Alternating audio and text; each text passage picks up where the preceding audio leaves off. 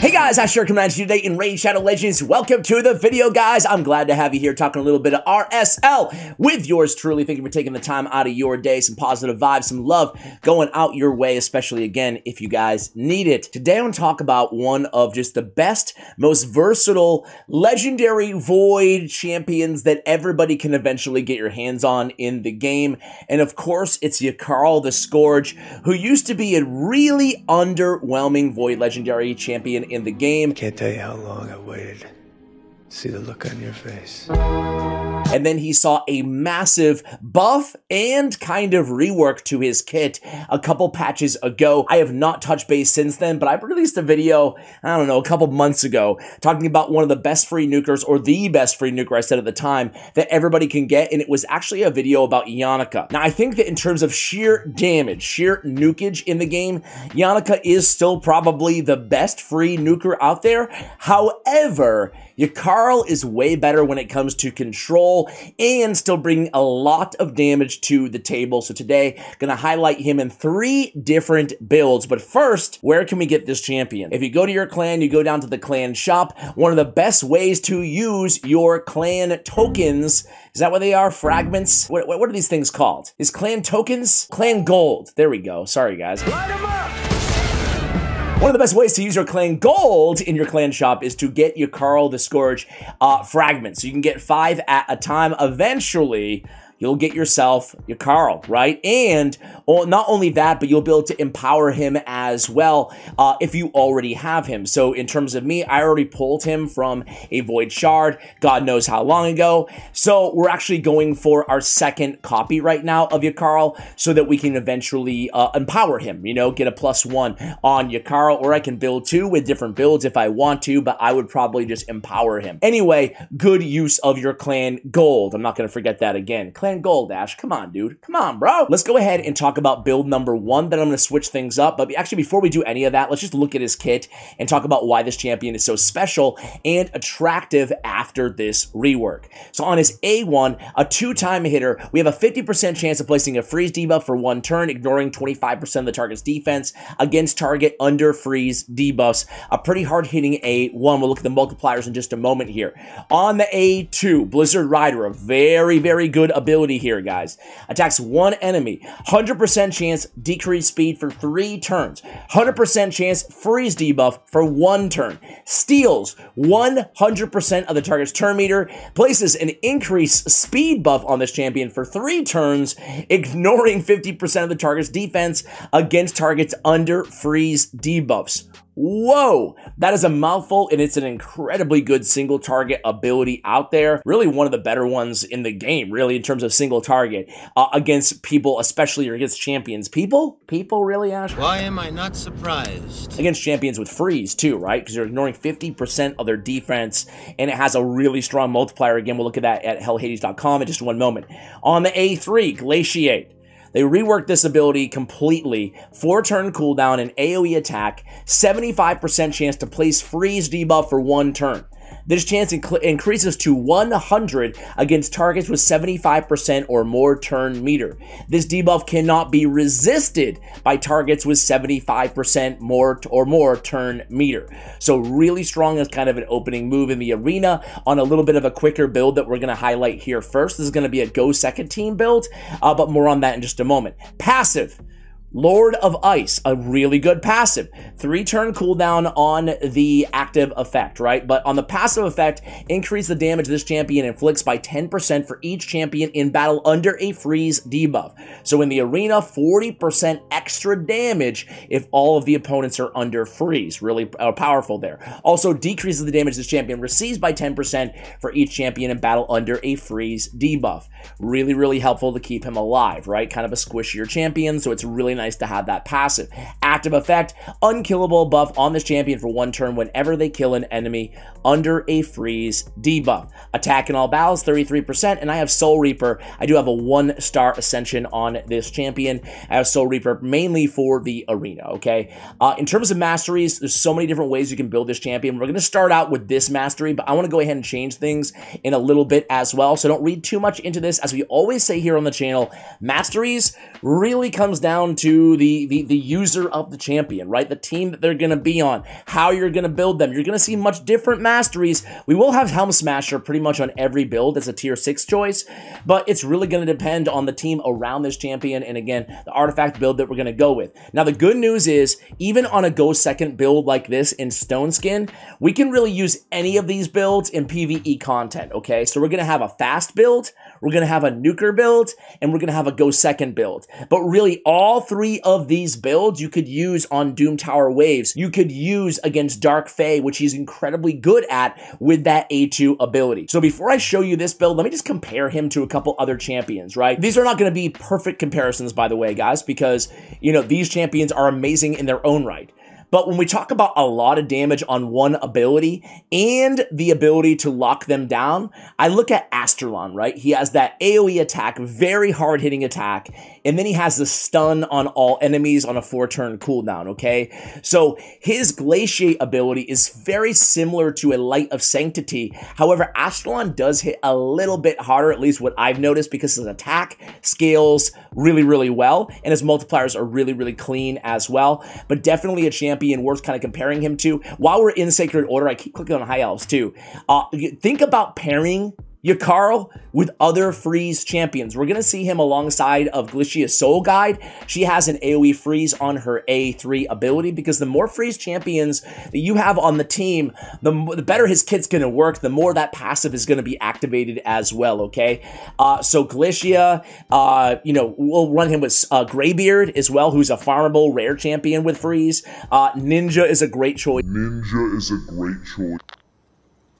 I am not amused. I don't want to really mention his name too loud, lest you guys let me have it in the comments. Let me see your Carl's base stats here really quickly. So his base attack is pretty high, not quite as high as Astralon's, but pretty high as well. And as I said, if we look at the multipliers here on hellhades.com, you'll see they actually have a nice write-up on this champion, and they talk about his, upon release, he was average, difficult to use, but now a total comprehensive rework. Freeze is now the focus, and he has a Candrafon-esque passive, which increases his damage. So basically a lot better here. On his A1, he has a 1.8 multiplier, which they rank as godlike. On his A2, a 6 multiplier, which is definitely godlike. And then on his A3, a 3.8 attack multiplier, which again, they rank godlike, but I can guarantee that's a lot lower than a champion like Astralon. However, he brings more to the table, considering we can steal Turn Meter off that A2 ability as well. So I don't mean to compare him to say he's better or worse, just talking about the ability that having a CC, like the freeze, crowd control, on top of all that damage on the A3, puts him in a really, really select category of champions out there in the game. So you saw those multipliers, they were legit, man. This dude can hit hard. So what I want to do is, before I go into the arena and show you all 3 builds, I'm just going to run him in the 6-piece Stone Skin, which is honestly not the best Stone Skin gear I have on my account. Far from it, right? He's pretty slow, his crit damage is pretty low, but what you can do is, this guy shines if you're ever having any level of difficulty on Doom Tower Waves, right? And you don't have like a Seer activation team, or even a lot of people with Poison activation or Seer activation teams in Doom Tower. They run into that floor, Doom Tower hard especially, that they just can't make it even with their activation, with their Seer team, right? Because there's a lot of control on the other team, or whatever it may be, not enough speed, you know, different things for different people, right? But we're gonna go ahead and just put, you know, I mentioned Ninja. Okay. But I don't want to get you guys too pissed at me, so I'm gonna go ahead and leave Ninja off the team. We're just going to go ahead and put, you know, a farmable rare and War Maiden. Khazard is amazing. He's in a stun set as well. The idea here is with Scylla Drakes with a stun set Khazard, and with the freeze as well from not only Yakarl, but let's go ahead and get Greybeard. I might have to put some artifacts on him. But just having this sort of a strategy, adopting a strategy where you might not have all the best champions in the world. They might not be all Void OP legendaries. But vis-a-vis stun sets, freeze abilities, stun abilities, you can get through these waves and or these secret rooms just by controlling the match. Because if the opponents don't go, well, you can't lose, can you guys? So let me go ahead and get Greybeard some gear. Let me see how naked he is. You know what? Well, his accuracy is really low. I mean, we're not going to be landing any freezes like that. Let's go ahead and see what's the deal with Greybeard really quickly here. Sorry for making this super long. Normally I would just cut this stuff out, but I've been getting some feedback from some of you guys. Let me know if you agree or disagree, but a lot of you guys just like when I go through all the motions, you know, even though it might be a little bit slower and a longer of a video. So yeah, this is an unorthodox build to say the least. We have a frostbite set. People probably forgot that even exists. But hey, 50% chance to block freeze and 10% chance to place freeze debuff on the attacker. Again, nice synergy there with Yakarl, right? So I think it's actually not, it's not a good artifact set, but it's a 2-piece set, and it's a nice kind of like this, right? We're going to have double perception. And then Frostbite, not a bad little addition, right? Especially for a wave clear, exactly the way that we're going to be using this champion. So I only really have one shield maxed out. Actually, I have a rare too. I'm looking for a little bit of accuracy. We get it there, so 266 is a lot better. As I said, Greybeard has an AoE freeze on his A2. Granted, it's only a 40% chance, but, you know, it's better than nothing. So I would run Ninja instead, but let's go ahead and run this squad. Again, he's probably not in the most ideal build. That is Yakarl here.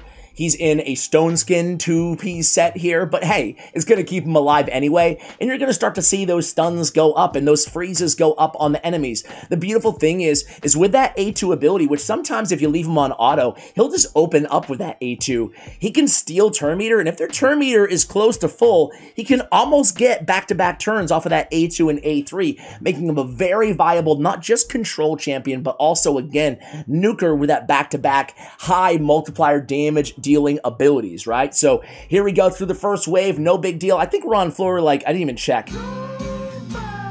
I think 60-ish on Doom Tower hard. So this is where things start to really scale in terms of difficulty. The mobs have they're level 273. They have tons and tons of HP. That's why we always want to bring a reviver just in case, which is why we have my girl Syl the Drakes on the squad, right? So here we go. Normally, I would probably be, if I'm struggling with this, I would turn auto off, and I would just see he uses A3 ability against a single target mob. We don't want that, right? We want to go ahead and A1 cycle, especially for new players. I think that most of you guys probably already know this, but just cycle those A1 abilities so we're nice and fresh going into the new wave of enemies here. But you can see, again, we're landing, we have Khazard as a secondary debuffer. He's bringing the weak version of decreased defense, which is better than nothing.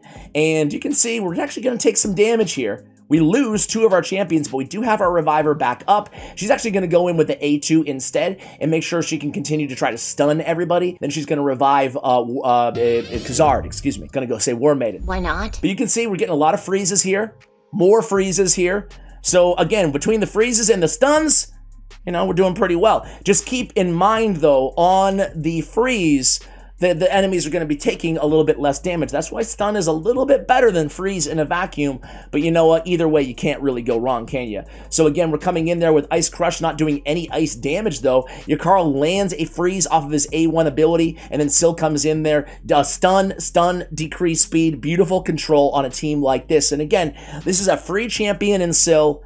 2 farmable champions in a random rare with a clan shop legendary. And this a team like this, especially if we didn't have it on auto, we could take a squad like this and get through a lot of the more challenging waves. And hey, if you have better options like a Ninja on your account, you're going to be even better equipped. I purposely kind of dumbed this team down. No offense to the Greybeard fans out there, but I put basically the easiest champions to get that I could possibly find on this squad. We do have 3 provokes down, including on our reviver. So let's see how we fare here. We are putting down a bunch of freezes, though, on the enemy team. 3 of them. So again, that's going to be 30% damage mitigation on Yakarl, not to mention 30% more damage as well. Syl the Drakes is not very healthy right now, but again, we're landing that Glaciate, getting a freeze on as many enemies, plus the stun as humanly possible. We pick up the little dwarf Khazard deep heart, and we're looking really healthy here. Extra turn. I forgot I even had my Syl the Drakes in Relentless, but this is the type of team that you guys want to consider building no matter where you are in the game that you're struggling with a particular wave, right? And you can see this is not even over yet. I kind of called this battle early, but let's see. We got a lot of work to do here. Greybeard, man. Revive on death on all of these cats here. Who is even in this wave? Crimson Helm with the revive on death. Faceless, 2 Crimson Helms, a Whirlum Frost King, and a Ghostborn on the enemy team. Let's see. Revive on death. Doesn't matter if we kill him here. We do land a couple freezes. We come back in with a provoke. Greybeard has a provoke on his A1. And, all right, this is getting a little bit boring here, guys. Little boring, but I think we're going to get the job done at this point, right? I don't want to speak too soon. Crimson Helm, don't screw me up. Okay, we're looking good. We're looking good. But again, guys, it would be even easier because I would A1 cycle if I didn't have it on an auto attack. So I wanted to start with this run, even though it was kind of long, maybe a little bit of boring stuff compared to the arena. I just wanted to illustrate how to get through any of these waves with a champion like Carl kind of running the point on the team like this in terms of control. A champion like Syl in, in a supporting role. And keep in mind, again, I have a stun set on my man, Khazar Deepheart. Soulbound Bowyer you could use in that same role and just pound the A1s, use the A3 to steal turn meter, or excuse me, to reduce turn meter if you need it. But a team like this can be very, very effective. Obviously, a lot of damage coming from Carl there, almost 1 million, leading the team by far here. Okay, let's go ahead and go to the arena. I want to show you him on a Go Second squad. I'm not very high up in the arena right now, obviously goal 4, but I will select teams that are appropriate given, what we have on our squad. So I actually want to pick first. I want to go against a team that is a kind of a go first, quick nuker team. So maybe not the best team in the world here, but Ursaga, Ethos, Deke on the enemy team, I know they're going to go first. So the team that I built to start things out here, guys, is going to be a high resist team, hence the team power. If you build high resist on any team, you're going to have a lot of team power. So if you ever see another team in the arena with a super high team power, it's safe to say usually they have a lot of resist. So just be prepared for when you go in that battle. Make sure you have enough accuracy or a plan B to beat that opponent. You know what? We have Kyoko in the lead. I actually want to change that to getting the resist in all battles by the brand new champion Pythion. So he's going to be acting as our reviver in this particular team. You could use Mighty Uko in that sort of a role as well. As I mentioned, we have Glycia Soul Guide. This is going to be a perfect champion to go against champions like Yumeko and Warlord, preventing the cooldown of skills, not to mention setting the table with block debuffs on all allies and a freeze on all enemies, okay? So I have Glycia in, I believe, a Stone Skin. Well, we'll see when we get into battle here. I do have a bolster set on Pythion. I want to stay Stone Skin, Stone Skin, Stone Skin on these 3, but time will tell. So this is a great go second option against faster teams, okay? I would rather go with one of the other builds that I'm going to show you guys that I'm a little bit more excited about for the arena, but I did want to show you a Stone Skin build as well, because really there's a lot of different ways to use this champion. So we're going to start out with a freeze and block debuffs. So you can see 1, 2, 3, freeze enemies on the other team. That's going to be perfect. So what I can do here is I can see Deke's turn meter. I mean, I'm going to go in with the A2 instead of the A3. They're already frozen anyway. And I'm going to go ahead and ignore 50% of defense. And I'm going to steal his whole turn meter. Check it out. Bad news is we barely did any damage. Good news is we stole his whole turn meter, so we're going to go next anyway, right? And that's the beauty of Carl. So I guess I'm just going to A1 into Arbiter here with Pythion. And we're going to come in with a Kyoko. She's going to get a nice little nuke here on the A2 as well. A little bit extra damage. Now we come in with a Glaciate. We still have Stone Skin, keep in mind. Why do we have Stone Skin on this champion, guys? This is a question worth asking, right? Because we're using him in more of a control fashion than an all-out nuke fashion. And the worst thing for Carl is having him get CC'd or killed before he can go. So on a slow build like this, he's pretty slow. I think he's 190-ish speed. We'll look in a moment.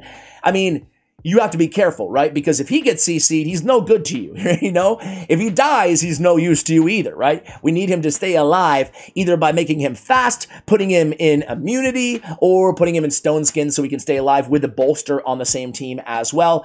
Let's go ahead and finish this one off. Come on, guys. There's that Glaciate. He finishes off everybody. Well done, well done, well done. Let me go ahead and do one more with this build before we switch things up really quickly here. Array Kymar team. I'm looking for a little bit more of a nukage. I guess... No, these teams are not hard enough. All right, guys, so I just went gem broke. You can see I have 4 left to my name. I have no silver. I have no gems. I kept refreshing to try to find a Warlord or Yumeko team, right? Like a team that's going to put my skills on cooldown so I could showcase Glacier's passive, and I could not find one. Of course, when I want to find one, that's or when I don't want to see a Warlord or Yumeko, that's all I see. But this would be the type of team that I would put in against the Yumeko or Warlord team. You know, so unfortunately the A2 did get feared off of him, but not the end of the world. Let's go ahead and we can't land. Let's just go with the we can land a freeze against Mashald, which is better than nothing. Let's go ahead and cleanse here. We're just going to cleanse Yakaro with Pythion's A2. We're going to come in with the A3 again of Kyoku. Ally protect. Unkillable on herself, decrease attack on, well, at least Mashald. A big, heavy hit from Trunda, but again, against a team like this, we're not that worried about a Trunda Guilt Mallet, and now we can really get into our thing here. We go A2, now we're going to be able to glaciate with the A3 of Yakarl and kill, well, most of them. Let's go ahead and poke around at Arbiter, see if we can finish her off with just the A1s here, and we get close.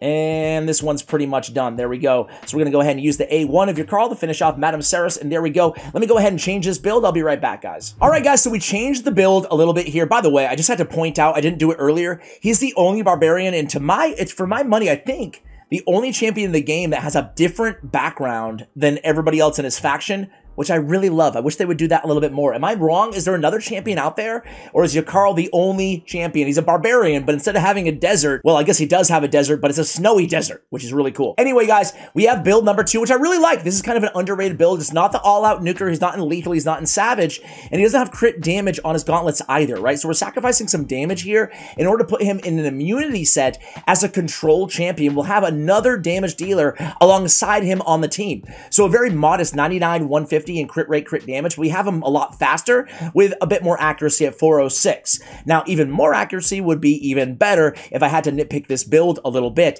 We're not so concerned with survivability because we want to go first on this team. So this is a speed control build where we open up with the Glaciate ability, or of course we can still open up with the A2 if we want to. The cool thing is with the accuracy being, you know, not that high, considering we're going to be in the arena, we'd like to have that at like 600, 700, 800 accuracy. Well, at least we have that debuff cannot be resisted by targets with 75% or more turn meter. On a go first team, that's often going to be the case if we go first, right? So that's why I'm not as concerned as I normally would be in terms of the overall accuracy on this champion. And with an immunity set, he cannot be CC'd as well, which is exactly where we want from our CC champion. Hold up. Wait a minute. You'll see that I did have to buy gems after I said I was not going to do that at all. Because why? Because I had to redo the masteries. And I redid the masteries, and I just changed to go down the support tree and picked up the accuracy masteries, but I still kept our tier 6 the same with, and of course, we find a warlord team. Of course, we find a warlord team, man. Ah, that's annoying. All right, let's go against this squad here, guys. Let's build a go first team. What I'm going to do is I'm going to build the team from scratch with you guys really quickly here. So let's get this team out of here real quick. And then let's go recently used. Actually, let's just go by rank and get, you know what we can do, actually? We can use an already existing Arbiter team, right? That will be easier. Then we can go recently used. We can take our boy Yakarl, put him on this squad. He's going to be our control champion going after Madame Ceres. She's going to be setting the table, removing their buffs before he goes. And then we can run a nuker in that last position. It doesn't matter who we use as long as they have gear on them right now. Who do I have with decent gear? You know what? Let's use somebody that we never use. I don't care who it is. Let's just use somebody, you know, Karato. We never use Karato. Let's use him. You guys know me if you've been watching this channel any amount of time. Actually, you know what? I take it back. Let's use our man Constantine, the Dayborn here. Let's use Constantine, right? We haven't used him in a long time. I just want to make sure he has artifacts. He does. We're good there. So he's going to be our nuker. Okay, so now we have kind of 2 nukers on the team, and Yakarl's playing that kind of control role, which I really love this build. So here we go. We go first. Madame Ceres comes in here. She debuffs the enemy team. Yakarl comes in here. He puts everybody on freeze. He kills them in the process. And then we can just finish them off with our main man, our nuker, who goes last. Constantine. Now, if I had to critique this team, one thing about it, I don't think we have Yakarl quite fast enough, right? We don't want the enemy team to be able to cut us, especially if that champion like Valkyrie or something like that on their squad. But we're going to be okay so far in these battles. Again, we're going to go. He's nice and fast. He's going to go in there with the freeze. Perfect. And then Quietude. You'll see the power of Quietude on Constantine. We can one-shot the reviver so that she doesn't revive everybody, obviously. So really cool build here. And you can see he's still dealing some decent damage, guys, even though, you know, this is not the first build that I want to say most people think of when they think of this champion, right? Most people are like, no, damage, all out damage, you know? Let's go against this squad here. A Krisk, a Lord Shazar, a Siphi. Kind of an interesting squad that we're going against here, right? Mountain King as well. They got the double shield there with Krisk and Mountain King in a shield set. We're going to come in here, remove all those buffs. We're going to come in, glaciate again. Now with 400 accuracy, they still can't resist the freeze because their turn meters were close to full, right? So now we're going to do the same. Actually, let's just go in with the A2. Boom, and boom, everybody's dead. You love to see it. What a strong team. And again, it's a little bit unorthodox. Like I said, at risk of saying it 150 times here, it's not the build that I would say most people probably associate with this champion. I think most people just want to build him all-out nuke, but you can get a really lot of versatility in having him come in this control role. This is kind of an interesting one here, right? Let's go against a Hegemon. Let's go against a Cardial. We have immunity, so that's going to prevent us from our skills being put on cooldown from Hegemon, but let's just see how much of a nuke he can do. There's a nice little challenge here for us. I'm going to take it off auto here. Going to come in again, debuff everybody, and then glaciate. And we're going before Cardial, and we CC Cardial, which is the most important thing here. And we did lose all turn meter, though, unfortunately, on our man. So, our nuker, I should say. So I'm going to come in here and steal all of Cardial's turn meter. Boom. And he's dead at the same time. We go ahead and boost there. Now we can come in and, again, kill everybody, hopefully. Yes, we do. All right, let me build the nuker build. I'll be right back. All right, guys, we moved to the nuker build. And again, these are probably my best gauntlets on the account, by the way. Crit damage with crit rate and savage. We do have attack percentage on the chest. Sorry for not showing the artifacts earlier. We have speed on the boots, but I am broke. As I said, I have no silver at all right now. So I'm just going to run with level 12 speed boots. Ideally, they would be level 16, obviously. And again, we're looking for crit rate. As much as possible and crit damage on our substats. That way we can get those crit damage gauntlets on this champion. That is the way that I like to build nukers here. Crit damage also on the amulet. One note, guys, nothing wrong with going, if you have god tier gear, with going attack percentage, especially on a go second build that we showed in the beginning of this video. It just depends on where else you're going to be using this champion and how good speed stats you can find to supplement the fact that they're super slow. But in a stone skin set, as we showed in the first build, I mean, there's nothing wrong with building a very slow and, you know, slow moving champion. That way the stone skin stays on them throughout the entire duration of the battle. But either way, guys, we're staying with Helm Smasher. I told you guys earlier, but I didn't change anything on the offensive side. Ruthless Ambush, Opportunist, ending with Helm Smasher, but we did pick up the support masteries. Master Hexer obviously not going to affect the freeze, but it will affect the decreased speed on his A2.